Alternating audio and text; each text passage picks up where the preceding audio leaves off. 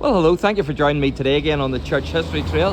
You're very welcome to the programme. And where we find ourselves today is in Royal Hillsborough in County Down. And just at the top of the hill there, you can see the courthouse. Now, just into the right behind the courthouse is actually a royal palace.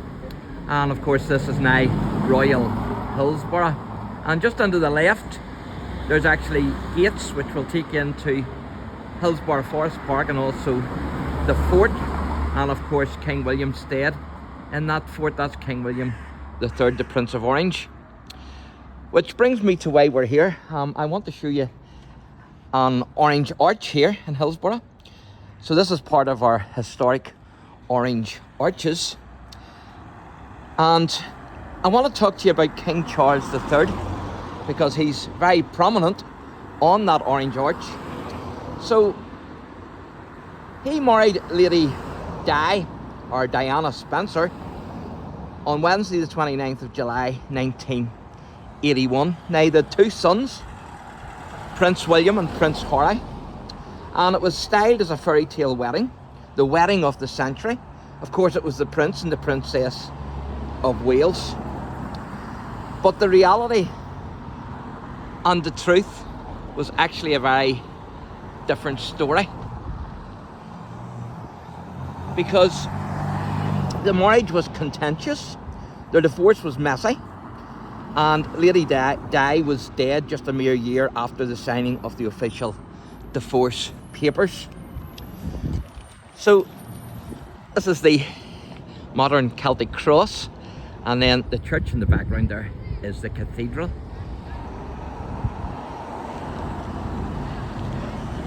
And the statue there is of one of the marquesses of Downshire. So I've done a few videos on that and also on the church, so you can check those out. But Charles would marry again, and this time it would be Camilla Parker Bowles, and the marriage took place on the 9th of April 2005. Just get across this road here.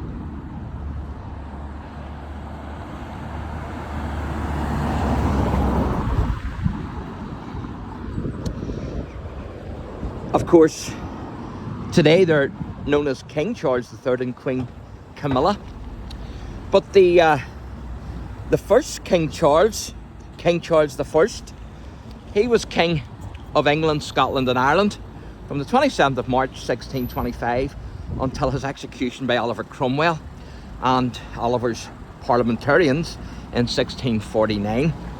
And Charles, of course, was of the House of Stuart.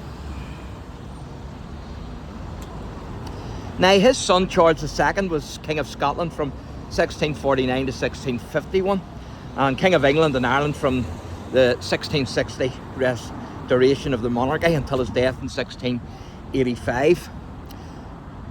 And King Charles III then, or to give him his proper name, Charles Philip Arthur George, is the successor of his late mother, Queen Elizabeth II. And he succeeded his mother as King Charles III on the 8th of September 2022. And of course then his crowning, his coronation, took place on the 6th of May 2023, along with his wife, Queen Camilla. And so Charles was actually the oldest person to ascend the British throne at the age of 73. And this is the arch here.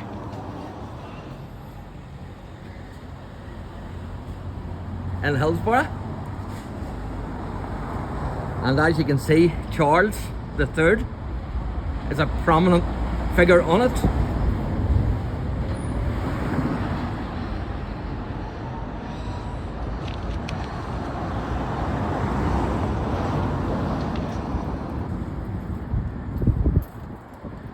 Just behind that is the private lake of the palace, just behind that wall.